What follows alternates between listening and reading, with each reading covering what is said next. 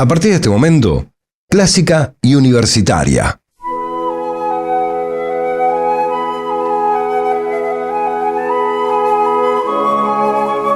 Hola, muy buenos días. Bienvenidos nuevamente a esta emisión de Clásica y Universitaria, donde les proponemos recorrer la música clásica del mundo. Me acompaña en la operación técnica Juan Rojo, la musicalización y producciones de Marcelo Sánchez. Mi nombre, Mariela Cusic, y aquí comenzamos.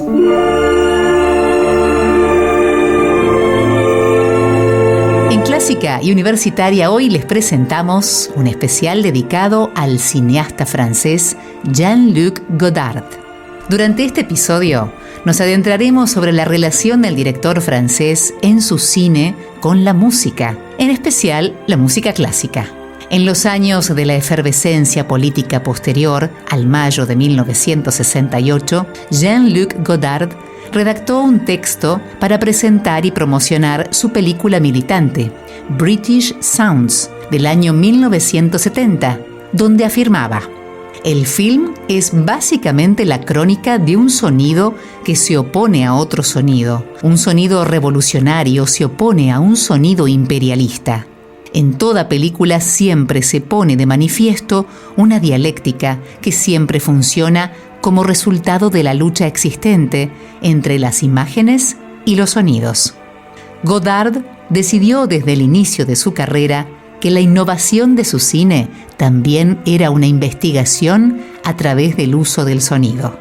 La creación de una materia sonora entra en relación con el sonido de la música, ya no solo de las voces y sus posibilidades.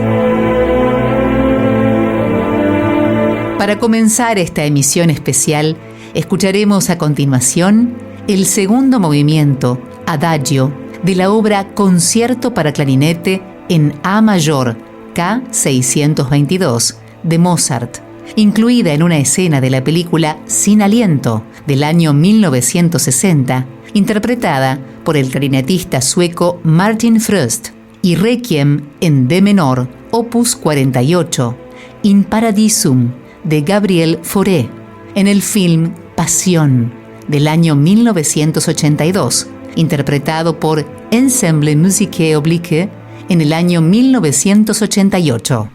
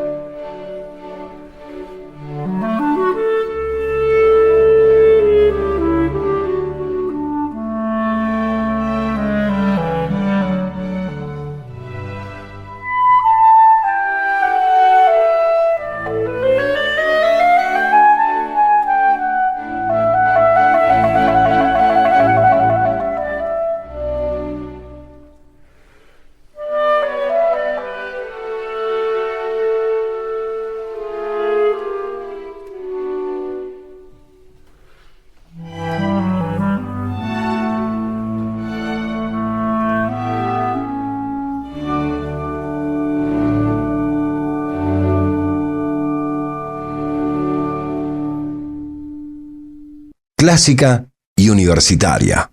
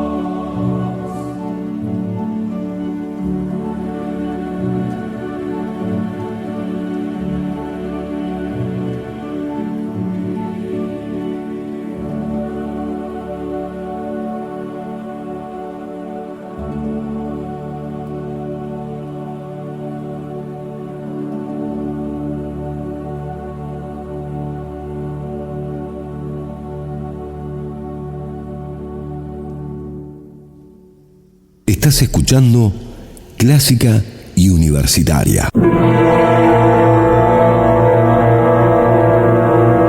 Antes de seguir, quienes hacemos este programa queremos hacer una confesión. Dedicamos el especial a Jean-Luc Godard, además de tener la oportunidad de volver a disfrutar de la música de sus films, porque necesitamos saldar una deuda histórica impaga. En el número 163 de la revista El Amante del año 2005, cuando Godard cumplía 75 años de edad, el consejo editorial de la revista se preguntó, dudó algo maliciosamente en su portada, si el cine de Godard dignificaba, si su cine, sus formas, valían la pena. Para contestar esa pregunta, 20 años después, pedimos la asistencia a uno de los mejores de los nuestros. Perdón, al mejor de los nuestros. A continuación, compartiremos la respuesta del crítico de cine de la casa, el profesor Roger Cosa. Si Godard dignifica o no, pues bien, más bien que sí. Esa pregunta que aparecía en una revista argentina de cine, una revista de cine que fue importante, creo que a veces un poco sobrevalorada. Creo que es hora de cuestionar, revisar, hacer un análisis crítico de lo que fue el amante cine en Argentina, pero eso es un tema para otra ocasión. Godard siempre pensó el cine como muy pocos pensaron el cine, quizás Bresson, quizás Kiarostami, quizás Epstein, quizás Resnais, quizás Martel, o sea, gente que no quiso solamente pensar que el cine era un arte de relato, una forma de literatura por otros medios. De hecho, el cine no es eso, y Godard lo tenía absolutamente claro. Generalmente cuando se trata de darle a Godard un lugar en la historia del cine, o generalmente cuando se habla de Godard, se habla de sus primeras películas.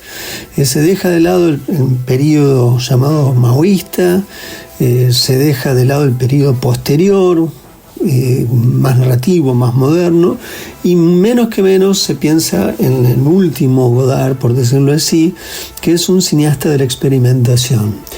Sea cual fuera el momento, desde Alphaville hasta, por decir un título reciente, Godard, JLG, Autorretrato, o Por siempre Mozart, o si se quiere, ya de las últimas películas, un film socialista, la música en Godard fue siempre un lugar tuvo un lugar importante.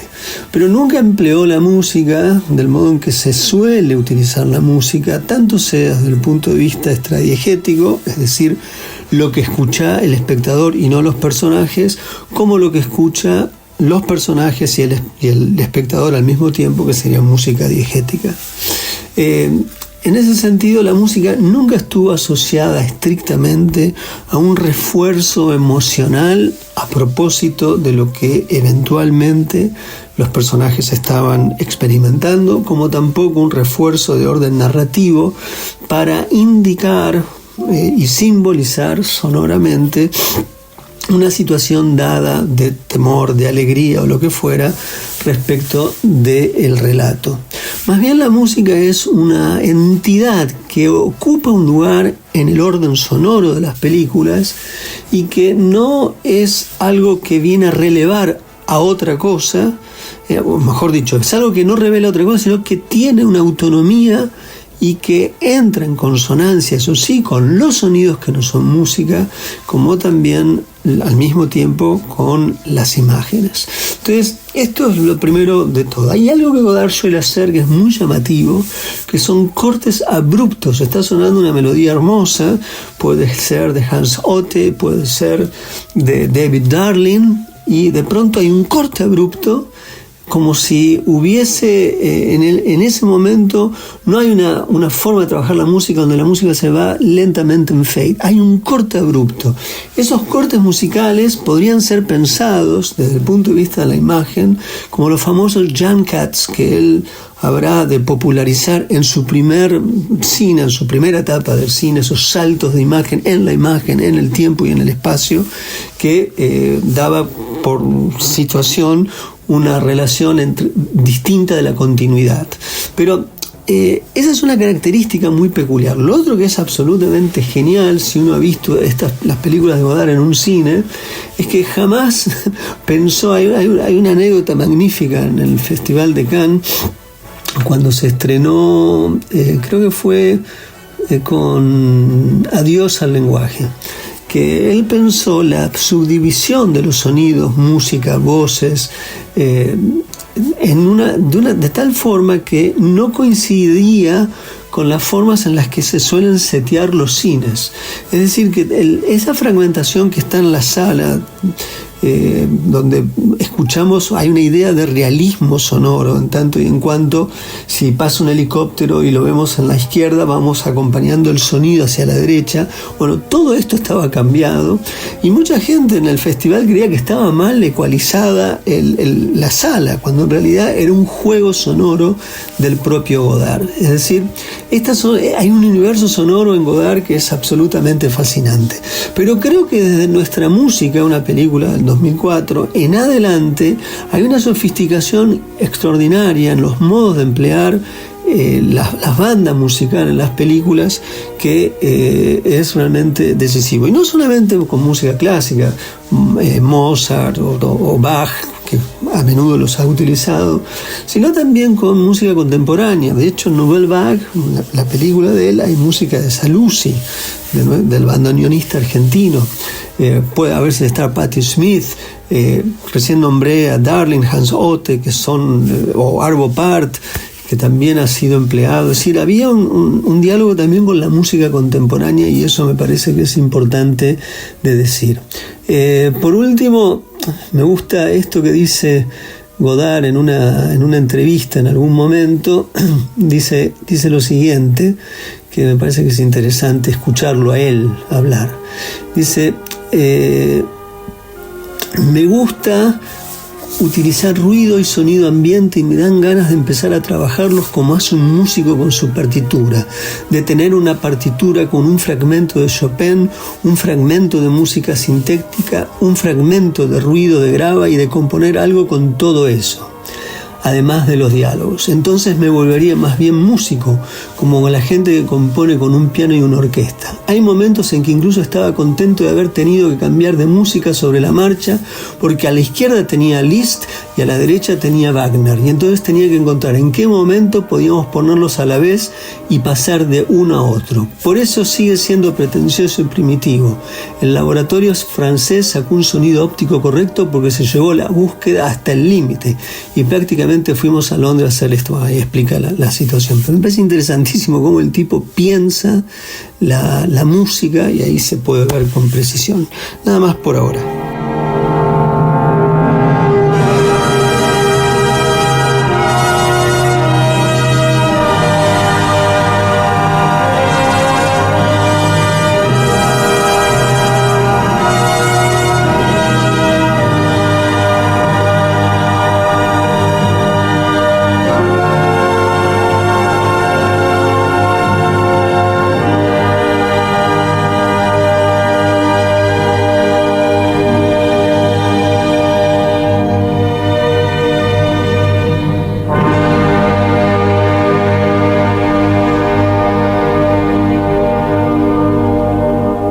Pienso que hay pocas personas que hayan dicho tantas pelotudeces como Godard.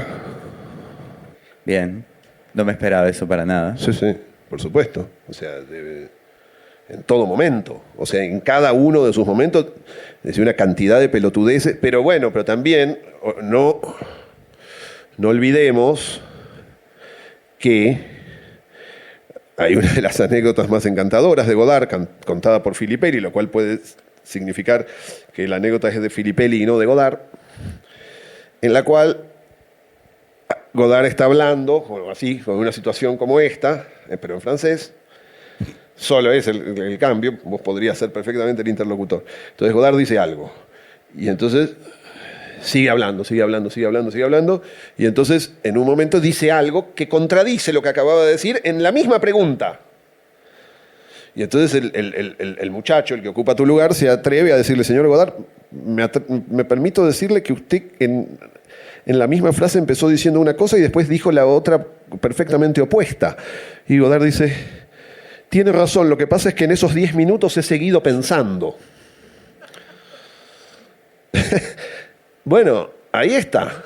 Es decir, hay algo en ese sentido que me parece que es natural. Y el problema es que a uno le anden midiendo y mirando con lupa. Quiero decir, quien habla dice boludeces. Es decir, quien habla, quien piensa, quien se expresa, quien se expone, dice boludeces. Clásica y universitaria. Hay algo más que quiero decir. que es que el hecho de que vos me preguntes sobre Godard, y esto no sé si este auditorio lo sabe, no sé si vos lo sabés, es muy anómalo. Debe haber en este momento un montón de charlas entre personas como vos y personas como yo en todas partes del mundo. Es decir, alguien que le pregunta a un director de cine sobre cuestiones, etc. Y es muy probable que esta sea la única en la que se menciona a Godard. Es decir, este debe ser uno de los países más godardistas y más cayeristas del mundo. La cinefilia que manejamos nosotros, que viene de los años 60, es vista como una rareza en el mundo. ¿Entendés? En el mundo se piensa de otra manera, se piensa en hablar de espectadores, de cifras, de números. El cayerismo argentino es un fenómeno, viste como los que dicen, bueno, hay psicoanálisis, hay mucho psicoanálisis, y bueno, el cayerismo es un fenómeno argentino que no tiene lugar en otras partes del mundo. A mí eso me parece, nada, que deberían llevarnos a los cayeristas a un santuario, como hacen con los elefantes, para que no nos extingamos, porque somos de los pocos que quedamos.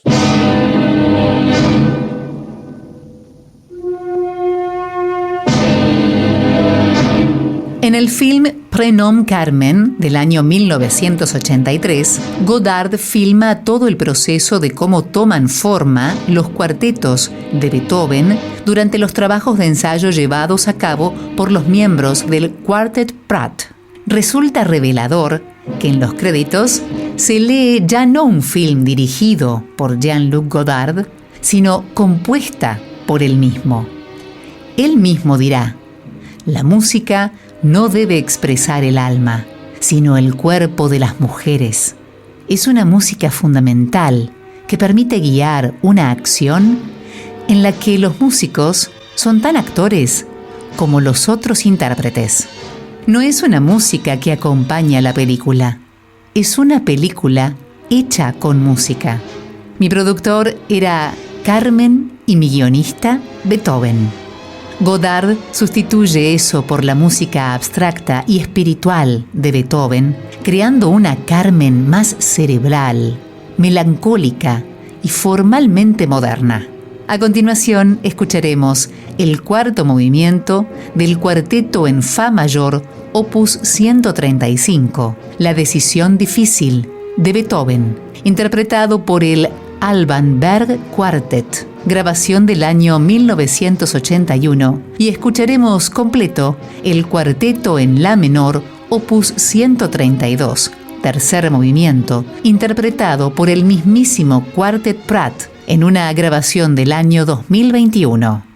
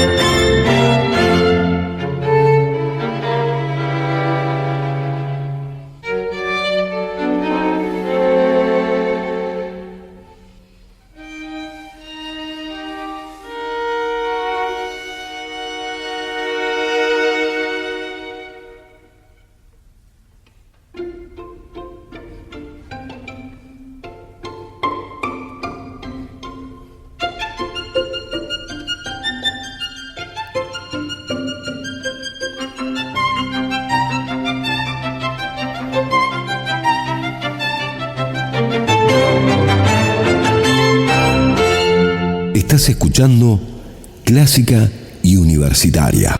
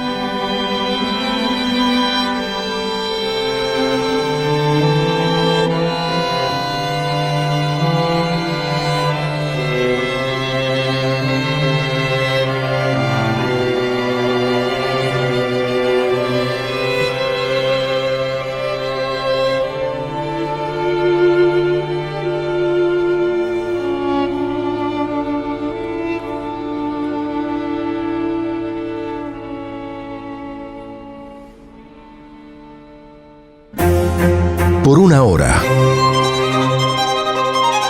Clásica y universitaria. En las radios de SRT Media.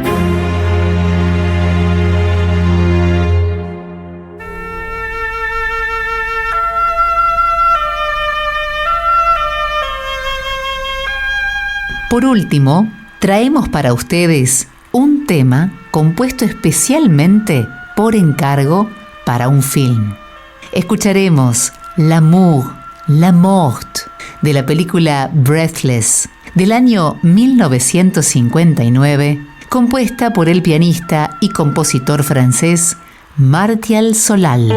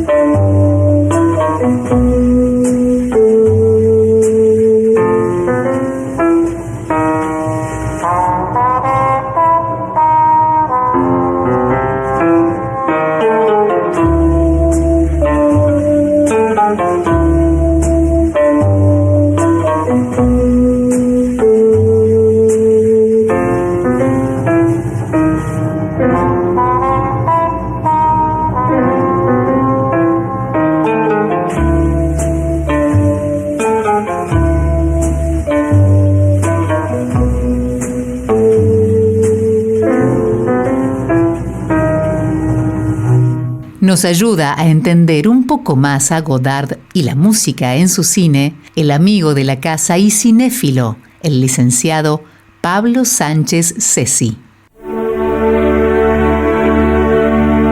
Es diciembre de 1994. Godard filma y actúa un personaje para Autorretrato de diciembre de 1994. Es invierno, la luz es glacial. Hay voces y sonidos que vienen de distintos lugares. ¿Son fantasmas? ¿Son recuerdos? ¿Pensamientos? ¿Pesadillas? ¿Elementos para collage sonoro? El personaje Godard, interpretado por Godard, dice: la cultura es cosa de la norma, el arte es cosa de la excepción. Podríamos tomar esa diferencia fundamental entre norma y excepción, entre ley y trampa, entre modelo y rareza, entre el canon y el milagro, como el gesto de escucha godardiano. Escuchar y mirar como Godard empieza por separar el dominio de las regularidades con la indomesticada fuerza de lo singular. Esta habilidad es la que tiene un cineasta que tiene que elegir el instante preciso para hacer los cortes entre planos. Es la sensibilidad que tiene que tener para colocar una pista de sonido arriba, debajo, al costado de un conjunto de imágenes. La autonomía del arte, del cine, de la política empieza por organizar, es decir, separar lo que es norma de lo que es excepción. A lo largo de una filmografía extensa, pasando por estéticas y épocas, por inhibiciones y fijaciones, Godard persigue invariablemente el sonido. Quizás es una muestra del marxismo. Supone de alguna manera que hay una continuidad entre lo que una sociedad escucha y hace sonar y lo que esa misma sociedad hace con la violencia y su representación.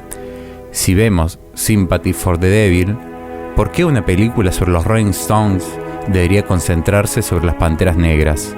Si vemos nuestra música, ¿por qué una película sobre la guerra y su crueldad que dedica sus primeros minutos a una secuencia o carrusel macabro de bombas que caen y ejércitos que se enfrentan, tendría a la vez música tan maravillosa como banda sonora?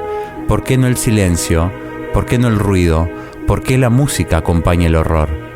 Quizás no haya un cine Godard, ya que es un artista siempre en expansión y experimentación, siempre dispuesto más del lado de la excepción que en el de la regla. A la vez fue un cineasta prolífico y longevo, lo que adhiere más dificultades a buscar las invariantes, los principios y fundamentos de su obra, pero sin embargo la música siempre está ahí.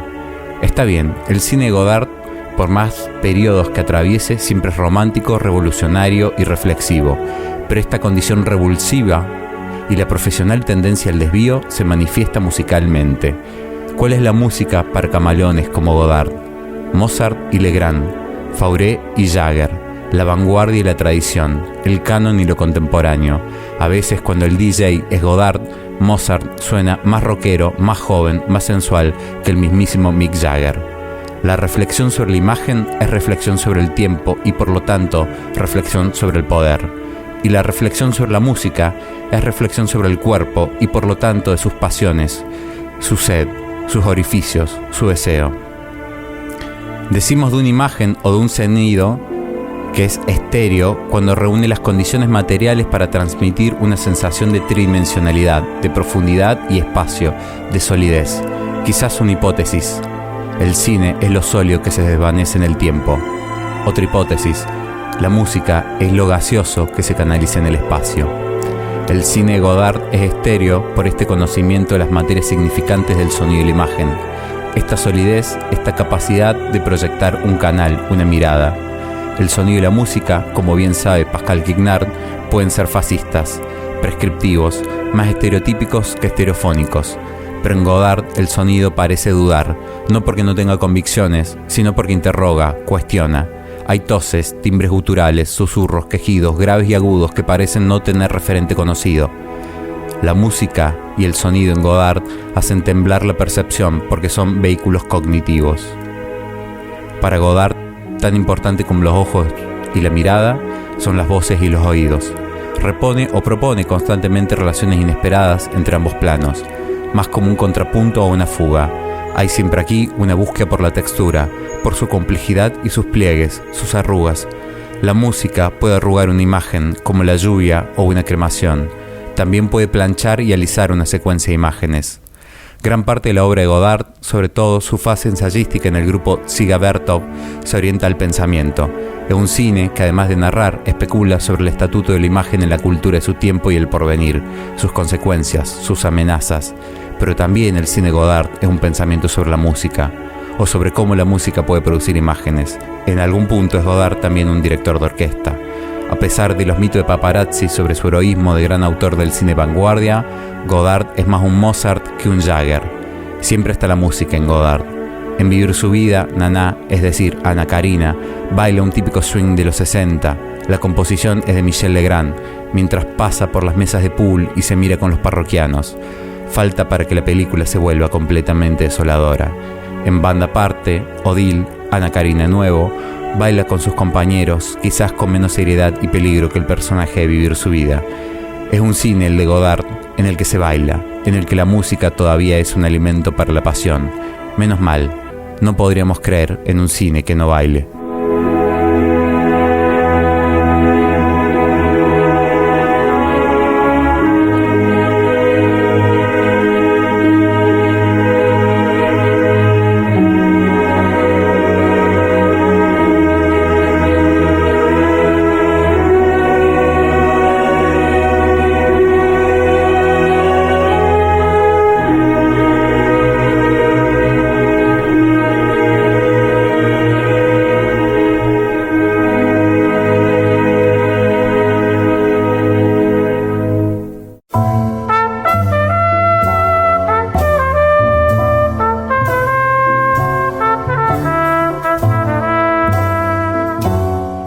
Jean-Luc Godard muere por suicidio asistido el día 13 de septiembre de 2022 en la ciudad de Rolle, a orillas del lago de Ginebra, en Suiza, a los 91 años. Nuestro querido Roger escribió para despedirlo en un diario local. Godard quiso hacer público que el fin de su vida no fue por una enfermedad o algún sufrimiento que no le permitiera seguir adelante. Entendió que su tiempo estaba perimido. Como un estoico, dejó el mundo diciendo él mismo: hasta acá. Cuando se termina una película, se dice corte. ¿Por qué no hacer exactamente eso cuando el cansancio de existir es total y es tiempo de dejar de vivir? Esperamos haber saldado la deuda histórica con el mejor cineasta de todos los tiempos y los invitamos a continuar viendo sus películas.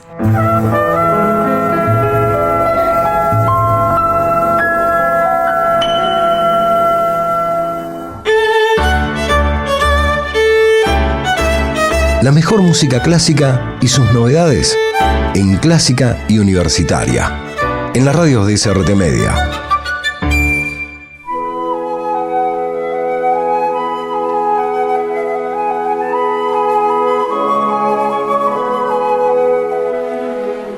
Hasta aquí llegamos con este especial dedicado a Jean-Luc Godard en Clásica y Universitaria. Nos encontramos el próximo domingo a las 7 de la mañana.